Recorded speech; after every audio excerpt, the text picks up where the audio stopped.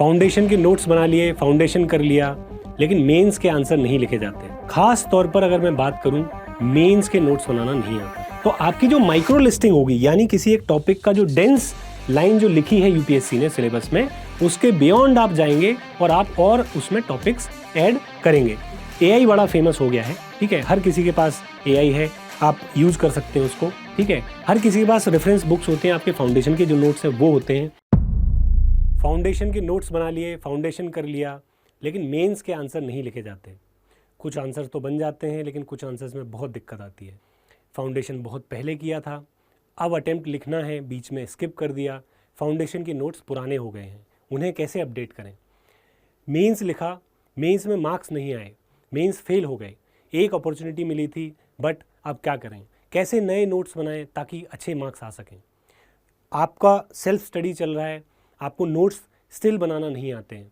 Prelims के notes बनाना सबको आते हैं, सब कर लेते हैं प्रीलिम्स में क्या करना है, मेंस के नोट्स बनाने में बड़ी दिक्कत होती है।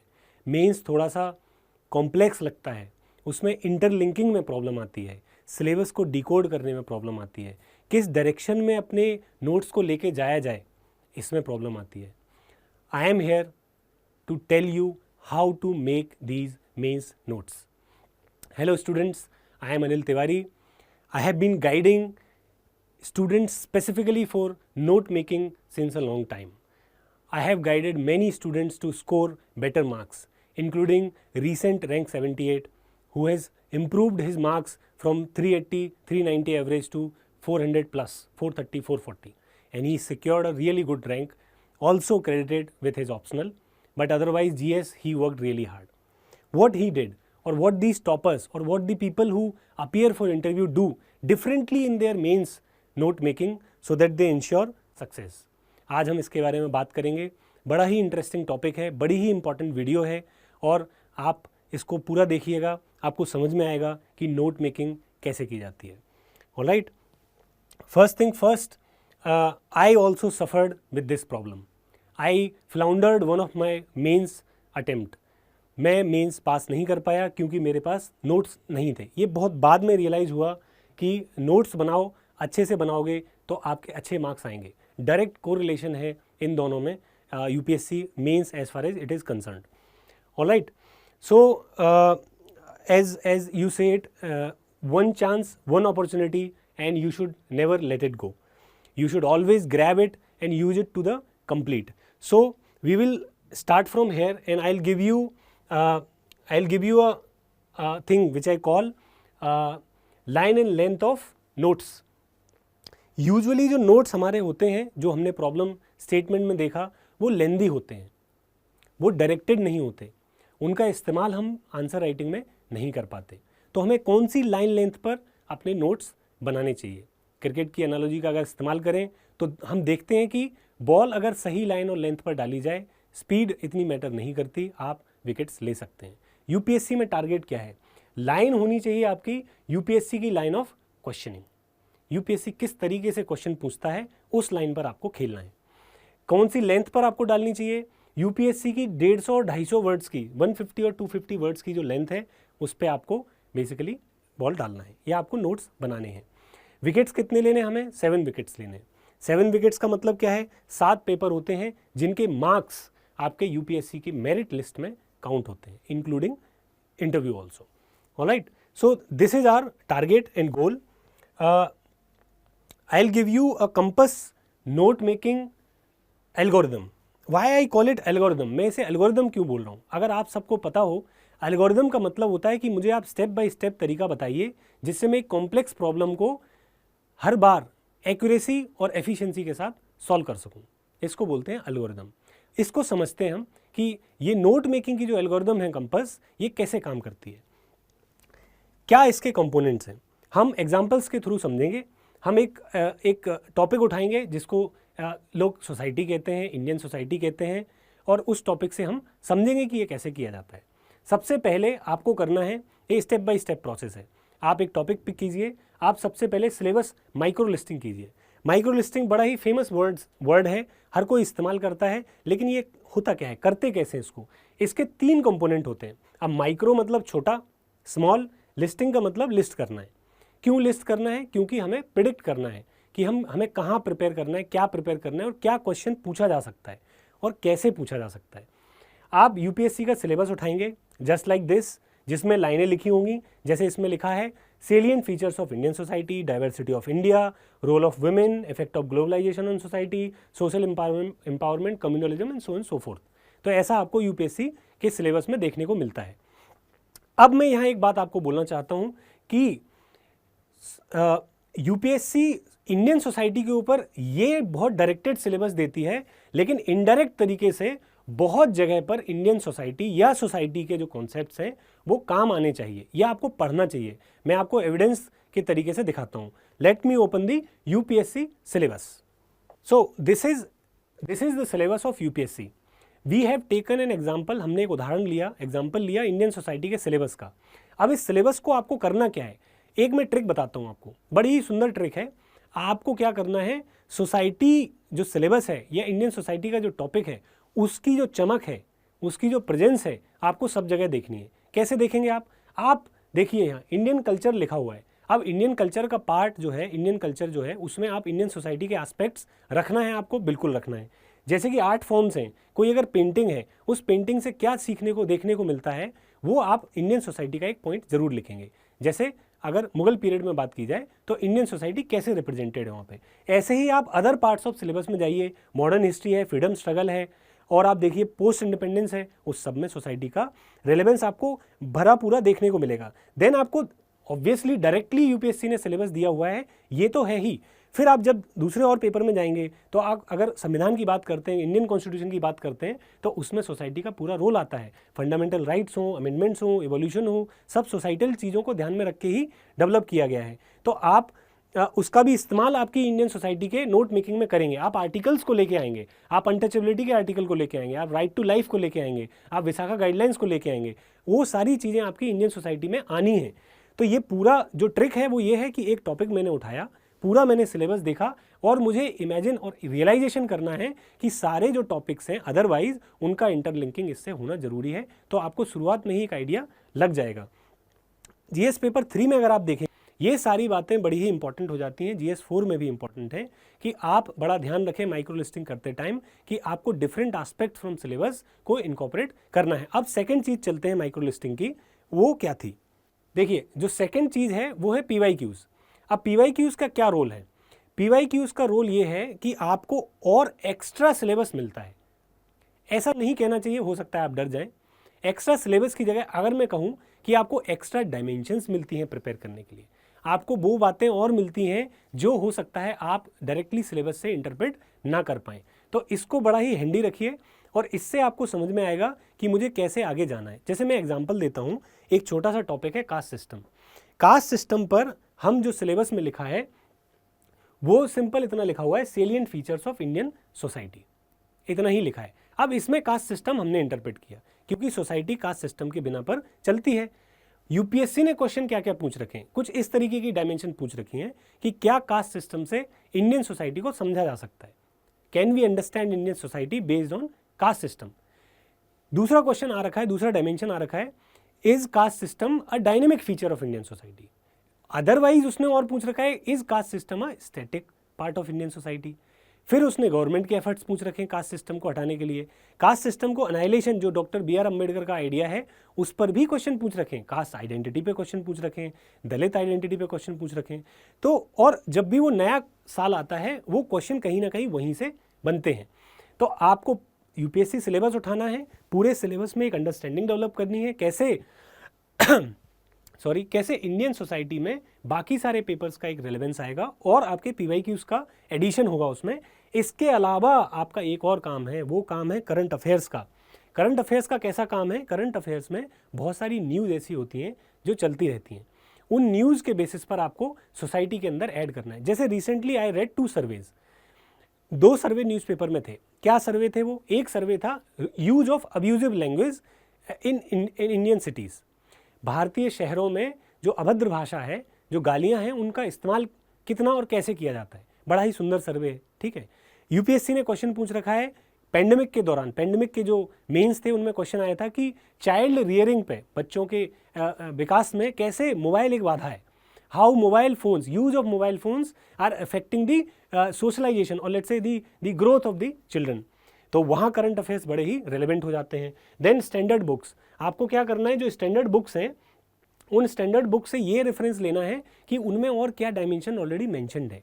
तो आपकी जो माइक्रो लिस्टिंग होगी, यानी किसी एक टॉपिक का जो डेंस लाइन जो लिखी है यूपीएससी ने सिलेबस में, उसके बियॉन्ड आप जाएंगे और आप और उसमें टॉपिक्स ऐड करेंगे।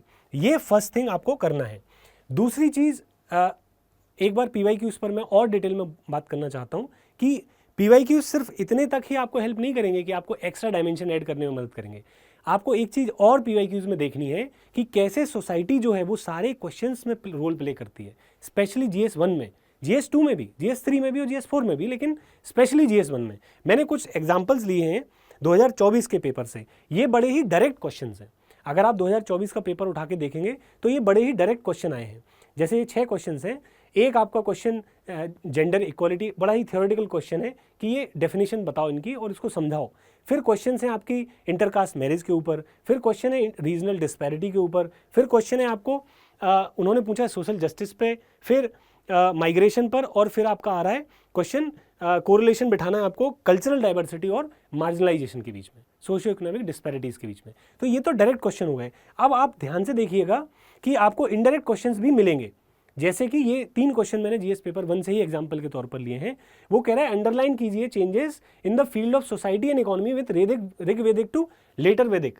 देखिए सोसाइटी का रोल फिर से आपका एंशिएंट में चला गया, आर्ट एंड कल्चर में चला गया, जो भी आप बोलना चाहें, क्योंकि यहाँ भी आपकी सोसाइटी की जो नॉलेज है वो आएगी। आप रिलीजन यहाँ भी लगाएंगे, आप यहाँ भी कास्ट सिस्टम के बारे में बात करेंगे, क्योंकि ऋग्वेदिक पीरियड और लेटर वैदिक पीरियड में सोलिडिफिकेशन होता है। फिर आप देखिए यहाँ माइग्रेंट्स के बारे में, अगेन ये उसमें भी डाल सकते हो आप, इसमें भी डाल सकते हो। फिर आप देखिए यहाँ जो डेमोग्राफिक विंटर के ऊपर प्रीलिम्स में भी क्वेश्चन आया था, मेंस में भी क्वेश्चन आया था।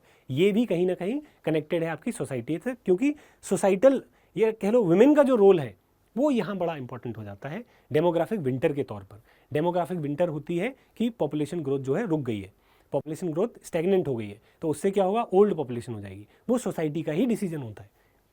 ठीक है, ये बात है पीवाईक्यूज की। अब हम आगे चलते हैं और देखते हैं कि हमें क्या करना है दूसरे नंबर पर। एल्गोरिदम का दूसरा जो पार्ट है वो है कि आपको इस तरीके से कैटेगराइज करना सीखना है कि टॉपिक कितने कैटेगरीज में आ रहा है।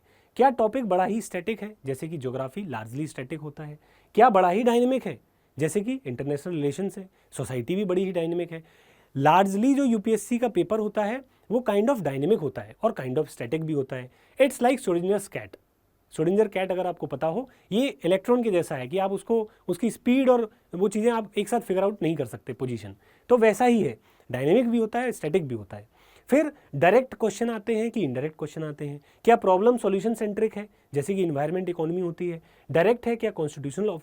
प्रॉब्लम सेंट्रिक तो लगभग सारे टॉपिक होते हैं। फिर क्या थ्योरी एग्जाम्पल हैवी है, जैसे कि एथिक्स होता है?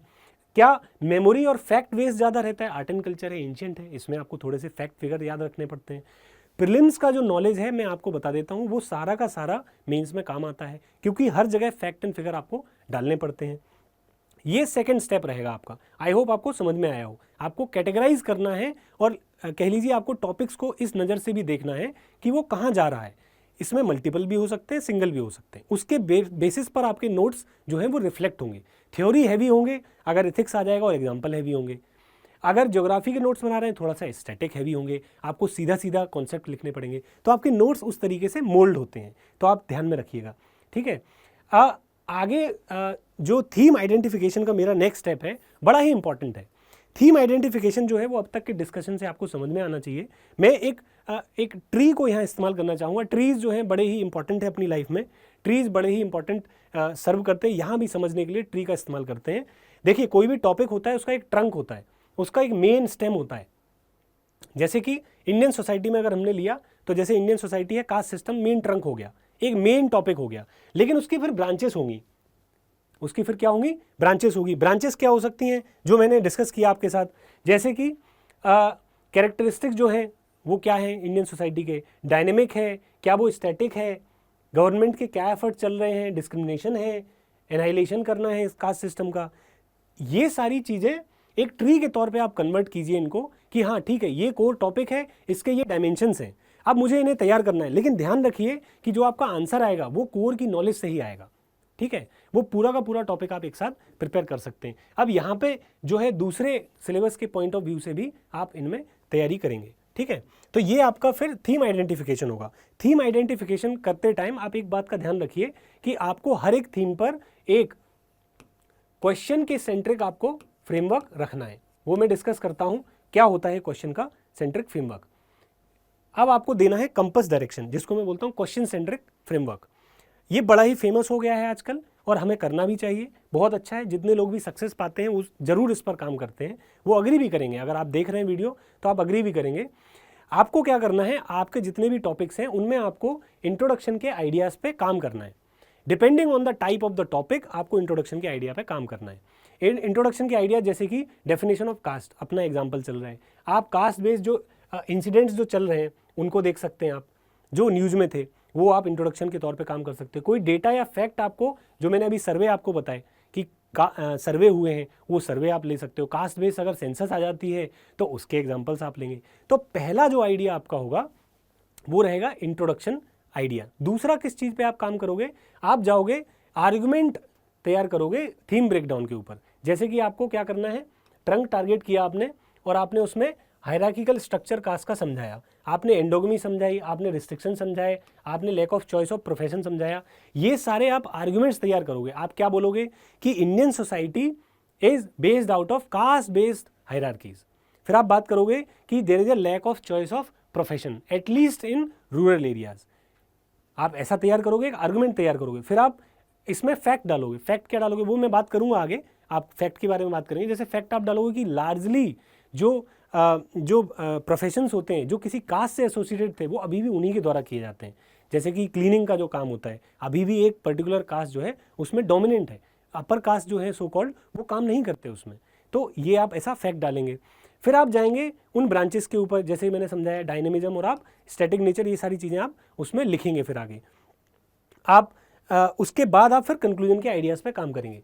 इस पूरे कहानी का मतलब क्या है, इस पूरी कहानी का मतलब ये है, एज एन एग्जाम्पल जो उस कास्ट का हमने ले रखा है, सोसाइटी का हमने ले रखा है, एज एन एग्जाम्पल इस पूरी कहानी का मतलब ये है कि आपके जो नोट्स होंगे वो बड़े ही डायरेक्टेड होंगे एक पर्टिकुलर थीम के ऊपर। उस थीम में क्या प्रॉब्लम्स हैं, क्या सॉल्यूशंस हैं, क्या उसके कंपोनेंट्स हैं, वो आपको ब्रेक डाउन करके लिखना है। अब इसका सोर्स क्या हो सकता है, देखिए आजकल एआई बड़ा फेमस हो गया है, ठीक है, हर किसी के पास एआई है, आप यूज़ कर सकते हैं उसको, ठीक है। हर किसी के पास रेफरेंस बुक्स होते हैं, आपके फाउंडेशन के जो नोट्स हैं वो होते हैं। तो यहाँ मैं पॉज लेकर के एक बात बोलना चाहूँगा कि आप अपने नोट्स को इकट्ठा कीजिए, जो आपने अभी तक मेहनत की है, आपके पास जो बुक्स हैं आप उनको इकट्ठा कीजिए, आप एआई का भी इस्तेमाल कीजिए, कोई बुराई नहीं है उसमें, और आप सिलेबस के पार्ट्स को ब्रेक डाउन करने की कोशिश कीजिए, आप अपना भी स्टडी कीजिए और आप इस पर कॉन्टेंट तैयार कीजिए इन डिफरेंट आर्गूमेंट्स के ऊपर। ओके, ये आपके सेल्फ नोट्स बनते हैं। ये बहुत बड़ा ही टायरिंग प्रोसेस होता है, लेकिन ये आपको करना पड़ता है। देन आगे की बात क्या है, फिर आपको बेसिकली कुछ गरम मसाला डालना होता है। बेसिकली इंटरलिंकिंग है और डायनेमिज्म और वैल्यू एडिशन है, ये काम आपको फिर करना होता है इसी के अंदर। मीनिंग दैट कि जो मैंने आपको समझाया कि आपको जो सिलेबस है उस सिलेबस के डिफरेंट पार्ट्स से कनेक्ट करना होता है आपके टॉपिक को, जैसे सोसाइटी में हमने देखा। और आपको सोर्सेज कैसे इस्तेमाल करने हैं उनको मैं बोलता हूँ थोड़े से एलिट सोर्सेज का इस्तेमाल करना है। एलिट सोर्सेज क्या होते हैं, आप जितना हो सके एनसीईआरटीज़ से चीज़ें लीजिए, बहुत ही अच्छे उसमें ब्रेकडाउन्स होते हैं, टॉपिक्स के आर्गुमेंट्स होते हैं। It is not perfect, I will not say it, but it is very very important for your foundational purposes. आप रेफरेंस बुक्स का इस्तेमाल कीजिए, आप टॉपर्स आंसर्स का इस्तेमाल कीजिए, आप न्यूज़पेपर्स का इस्तेमाल कीजिए, मैगजीन का इस्तेमाल कीजिए और ऐड कीजिए आप अपने नोट्स में। At the end of the day आपको आपके नोट्स बनाने हैं, डेटा फैक्ट्स इंक्लूडेड। फिर आपको क्या करना है, इंटरलिंकिंग करना है, डिफरेंट जो सिलेबस के पार्ट्स हैं उनसे आपको इंटरलिंकिंग करना चालू करना है। जब आप ऐसा करेंगे तब आपके पास बेसिकली इस टाइप के नोट्स बन के आ पाएंगे जिससे आप आंसर लिखने जा सकें। लेकिन कहानी खत्म नहीं होगी यहाँ पर, आप फिर भी कॉन्फिडेंस नहीं आएगा, आप फिर भी आंसर लिखने में थोड़ा सा दिक्कत आएगी। तब आती है बारी आपकी प्रैक्टिस के ऊपर। आप आंसर लिखिए, आप आंसर लिखिए, आप आंसर लिखिए। यानी जब आप नोट्स बनाने लग जाएं, आप PYQs देख रहे होंगे, आप सिलेबस देख रहे होंगे, आप रिसर्च कर रहे होंगे, आपके नोट्स बन रहे होंगे, फाउंडेशन के नोट्स इनकॉर्पोरेट हो रहे होंगे, न्यूज़पेपर से एग्जाम्पल्स आ रहे होंगे, उसी टाइम आप आंसर राइटिंग चालू कीजिए। आंसर राइटिंग आपको एक स्पॉट पर डालता है। स्पॉट पर डालने का मतलब है कि आपसे मांगता है वो चीज़, और आप तब जा करके सोचते हैं कि मुझे अब कुछ आंसर लिखना चाहिए, आप तब फ्रेमवर्क सोचते हैं। एक मैं यहाँ एडवाइस देना चाहता हूँ सारे एस्पिरेंट्स को, चाहे वो मेंस लिख चुके हों, चाहे लिख रहे हों, चाहे उन्हें मार्क्स इंप्रूव करना हो, चाहे वो स्टार्ट कर रहे हो प्रिपरेशन। यूपीएससी जो एग्ज़ाम है वो थिंकिंग का एग्ज़ाम है। जो मेंस स्पेसिफिकली जो एग्ज़ाम है, प्रीलिम्स भी वैसा ही है, मेंस इंटरव्यू भी वैसा ही है, थिंकिंग का एग्ज़ाम है। थिंकिंग तभी आती है जब आप स्टेज पर खड़े होते हैं, जब आपको प्रेजेंट करना होता है, तो आंसर राइटिंग वही स्टेज होती है। तो आप ऐसा बिल्कुल मत कीजिए कि आप पढ़ाई अलग कर रहे हैं और आंसर राइटिंग कर नहीं रहे हैं। आप दोनों को मिलाकर चलिए, ठीक है, दोनों को साथ में लेकर चलिए। आप खूब सारे आंसर लिखिए, ठीक है, आप इस तरीके से आपका फेस होना चाहिए आंसर लिखते टाइम।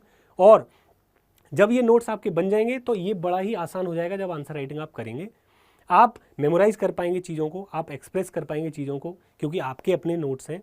और आपको एक ही बात का ध्यान रखना है, जो मैंने बार बार बोल दिया है, कि आपको लिखना पड़ेगा। अगर आप लिखेंगे नहीं तो बड़ा ही मुश्किल हो जाएगा। अब आ जाते हैं क्या नहीं करना है। क्या नहीं करना है, आपको सिलेबस को इनकम्प्लीट नहीं छोड़ना है। क्या है कि ये प्रोसेस बड़ा ही टायरिंग प्रोसेस होता है, टायरिंग होता है, लेंदी होता है, टाइम लगता है, लेकिन सक्सेस यहीं से है। कहते हैं ना, आग का दरिया है, डूब कर जाना है। आपको ये प्रिपरेशन, अपने नोट्स और ये रिसर्च करनी ही पड़ेगी। क्यों, मैं उसको बताता हूँ। देखिए, आपको मार्केट में कोई नोट्स मिल गए, आपने क्लास कर ली, अच्छी बात है। At the end of the day आपको करना क्या है, आपको रियलाइज़ करना है, फर्स्ट डे जब आपका मेंस होगा आप लिखेंगे ऐसे, लेकिन दूसरे दिन आपको लिखने पड़ेंगे जीएस पेपर 1, जीएस पेपर 2। ये बड़ा ही मुश्किल काम है। अगले दिन फिर जीएस 3 एंड जीएस 4, और आपको ही लिखना पड़ेंगे 20 क्वेश्चंस। अगर आपका थॉट प्रोसेस अच्छा नहीं बना, अगर आपके नोट्स आपके तैयार नहीं है, इफेक्टिव नहीं है, आप ये लिख नहीं पाएंगे। तो आप कोई भी कंटेंट उठाएं मार्केट से, कुछ भी करें, लेकिन at the end of the day जो मैंने मेथड बताई, उस मेथड से जा करके आपको अपने नोट्स डायरेक्टेड बनाने पड़ेंगे, ठीक है। अब आप इफेक्टिव एक्सप्रेशन रखिएगा, फिनिश कीजिएगा सिलेबस, और नोट्स के अंदर कुछ भी नहीं लिखना है, एवरीथिंग एंड एनीथिंग नहीं लिखना है। बहुत ही डायरेक्टेड, जैसे मैंने बताया, वही आपको लिखना है, ठीक है। जो भी टूल्स आपके पास अवेलेबल हैं, be it AI, be it otherwise, you should use it effectively, alright. Then you have to basically practice, and then आपको फीडबैक लेना है। मैं आपको चैलेंजेस बता देता हूँ। इस सब में जो चैलेंज आएगा वो आएगा कि आपको फीडबैक नहीं मिलेगा कि आप कैसा कर रहे हैं। आप आंसर राइटिंग करेंगे, उसमें प्रॉपर फीडबैक नहीं मिलेगा। इस सब का जो सॉल्यूशन है वो सॉल्यूशन है कि you have to find a good feedback, you have to find a good feedback, you have to find somebody who can keep you for the longer run. Meaning कि वो आपको पूरी साल प्रिपरेशन, इसमें लगता है टाइम, इसमें 5 से 6 महीने आपको मान के चलना है, क्योंकि ऑप्शनल भी होता है, आपको राइटिंग भी करनी होती है, आपको बहुत सारा काम करना होता है। 5 से 6 महीने का टाइम लगता है। अब उसमें कंसिस्टेंट रहना, बहुत जगह आप इधर उधर भटकोगे, आप सोर्सेज फाइनलाइज नहीं कर पाओगे, आप आंसर्स लिखोगे बट उसमें फीडबैक नहीं मिल पाएगा। इसीलिए मैं लेकर आया हूँ Unacademy compass. This is program named compass. Why? You know, it is named because this is all about direction, this is all about efficiency. In this program we will be having all these answer writing sessions. I will be guiding you and managing your time. I will be there to oversight you and to tell you what to do, when to do, how to do. You will have a syllabus. उस syllabus के और micro listing और time table के according आप जाएंगे, और आपकी preparation एक लंबे टाइम तक चल पाएगी ताकि आपको वो रिजल्ट मिल सकें। देखिए, यूपीएससी एग्ज़ाम और जो प्रिपरेशन है, जो जर्नी है, बड़ी लंबी है। इसमें मोटिवेशन उसका भी ज़रूरत पड़ता है, इसमें हार्डवर्क का भी ज़रूरत पड़ता है, इसमें आपको धैर्य से काम भी लेना पड़ता है। इसके लिए आपको बहुत ज़रूरी है कि आप किसी एक ऐसे व्यक्ति से, आपके आसपास हो, उनसे भी एसोसिएट हो सकते हैं, आपके फ्रेंड सर्कल में एसोसिएट हो सकते हैं, अदरवाइज़ आप कोर्स में एनरोल कर सकते हैं। आपको एसोसिएट होना चाहिए ताकि आप एक लंबे टाइम तक पढ़ सकें और अपने नोट्स बना सकें। So this is it for the note making. If you have any doubt, please comment in the comment section regarding this program or regarding any other doubt in the preparation. We will be happy to answer. Thank you for watching. Goodbye.